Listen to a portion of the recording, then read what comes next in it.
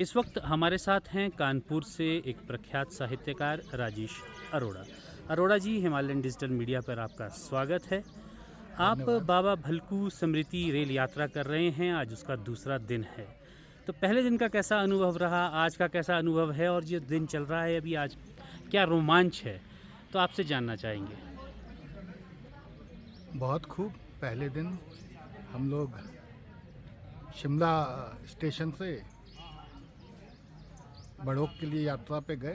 रास्ते में खूब कविता, कहानी और संगीत की महफिलें जमी। खूब एंजॉय किया। एंजॉय करने के साथ जो लोगों से आत्मीयता और सम्मान मिला, प्यार मिला, उसके लिए मैं धन्यवाद बोलता हूँ।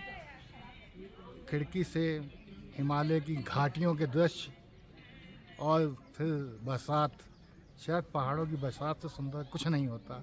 यह अविस्मरणीय अनुभव है जो हमेशा में हमारे साथ रहेगा। हम धन्यवाद देते हैं नोट सर का, जो ये यात्रा ऑर्गेनाइज करते हैं। फिर से उनका धन्यवाद देते हैं। पूरी टीम उनकी, उनके सहयोगी सब मिल के जैसे जैसे उन्होंने ऑर्गेनाइज करते हैं, सब बधाई के पात्र हैं। अरोड़ा जी, आपके हाथ में एक पुस्तक मैं देख पा रहा हूँ और जी उसमें आपका तस्वीर भी मैं देख पा रहा हूँ, तो शायद ये कोई नई प्रकाशित हुई है आपकी पुस्तक। जी हाँ, हमारे ये दर्शकों कविता, को जरूर हाँ, दिखाएं। ये कविता की मेरी पुस्तक और है। चिट्ठियाँ हाँ शीर्षक है, हाँ। तो इन चिट्ठियाँ शीर्षक ही बहुत शानदार आपका शीर्षक है। तो क्या कुछ आप इस पुस्तक के बारे में कहना चाहेंगे? मेरा मानना है हर कविता एक चिट्ठी है। जी बिल्कुल। वो कभी समय के नाम, कभी समाज के नाम, कभी प्रिय के नाम और कभी खुद के नाम होती है। तो इसमें मैंने अपनी कविताओं को संकलित किया है और मेरी पत्नी रोमी अरोड़ा, जो एक वरिष्ठ पत्रकार थी, उनको ये किताब समर्पित की है मैंने। और रोमी अरोड़ा जी का हमने पिछले कल रेलवे यात्रा के दौरान, क्योंकि वो समर्पित थी रोमी जी को, तो वो शायद पिछले वर्ष इस यात्रा में थे, लेकिन अब तो वो इस लोक में नहीं है, तो उन्हें ये श्रद्धांजलि भी दी गई।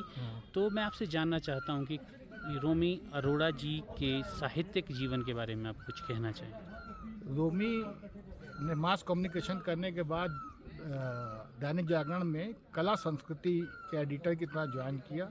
दैनिक जागरण का एक पूरा पेज आता था कला संस्कृति का, वो उन्हीं के द्वारा संपादित किया जाता था और विभिन्न पत्रिकाओं में भी उनकी काफ़ी रचनाएं छपी हैं और उनके रिपोर्ट्स को लिया गया है। दैनिक जागरण में काम करने के बाद हिंदुस्तान में भी उन्होंने अपनी सेवाएं दी हैं और पिछले साल हम लोग साथ में थे। अफसोस है कि इस बार मैं अकेला हूँ, लेकिन प्रकृति और ईश्वर को जो मंजूर होता है उसके साथ हमें जीवन जीना पड़ता है। इस बार उनकी यादों के साथ चलते हुए एक दोहरा सा चरित्र मेरे अनुभव में सामने हो रहा है। चीज़ों को देख रहा हूँ और मुझे लगता है कि वो हर क्षण हमारे अगल बगल है और उनके साथ का अनुभव ना रहने के बाद भी हमारे साथ हो रहा है। आप काफ़ी भावुक भी हो गए अरोड़ा जी, और ऐसा होना स्वाभाविक भी है।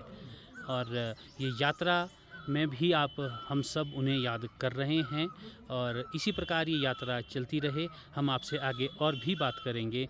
फिलहाल के लिए धन्यवाद। धन्यवाद।